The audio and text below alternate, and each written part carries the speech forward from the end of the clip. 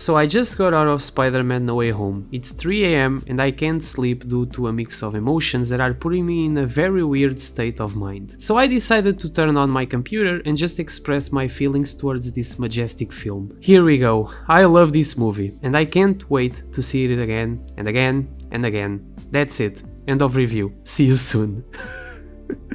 For those who follow me, you know that I had a blast with Far From Home, and on my ranking video I mentioned that every single Spider-Man film has a very special place in my heart. So with that being said, when I got out of the theater I was left speechless with what this one had to offer. More than a movie, Spider-Man No Way Home is a celebration, merging characteristics that we know and love into one love letter to the character, and it's done blissfully. The predominant factor that makes this a superb story is that while being very messy at its core, devoiding itself of any logic, it doesn't need to have a dialogue with exposition that serves more of an excuse to convoluted storytelling than an actual explanation, because the movie is very self-conscious of its structure and it plays with it in a splendid way, delivering joyful scenes rich in characterization. That's what I wanted and that's where I fall in love with this beautiful mess. Small moments, interactions, the score, the acting itself. I mean, Tom Holland gives the best performance as both Spider-Man and Peter Parker. Out of all the films he's been on, the guy gave his heart and soul to this character. He really sets up his mark in this extraordinary take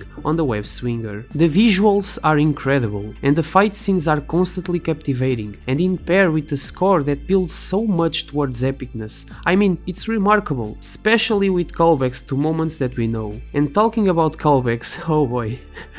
This movie is the exact definition of what fan service is, but then again, it feels dedicatory rather than feeling out of place, except for one line that for me didn't quite work, but wasn't enough to take away my enjoyment of this flick. I also feel that the movie could use an extra half an hour, mostly because there are scenes that even if fulfilling, I wanted so much more, and it's not a disappointment, it's so vibrant and emotional that I wanted it to never end. Okay, so there's one thing that I have to talk about, and it has to do with spoilers, so if you haven't seen the movie, please don't watch the following part of the video. I'm asking you, just go and enjoy it, and then if you want to come back, that's fine. Okay?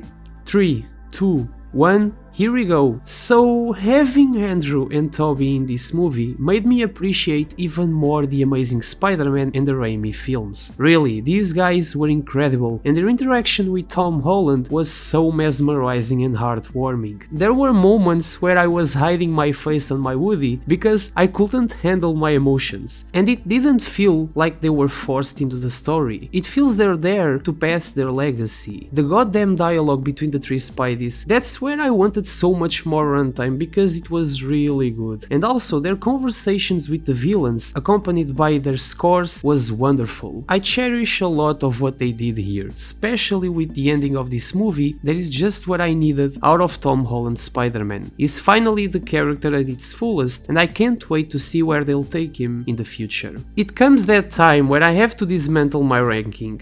Oof.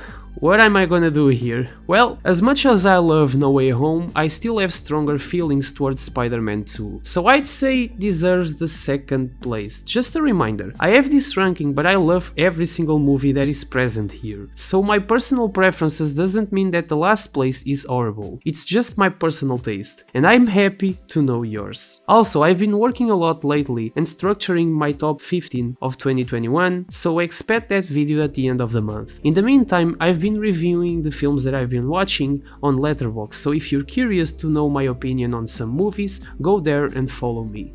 Let me know your thoughts about No Way Home if you've seen it, and remember that I have a section of spoilers here, but I advised people to go away if they didn't see the movie, so be careful in the comments not to spoil anyone. Also, if you follow my channel and you like what I do here, consider subscribing. I'll see you in the next video. See ya.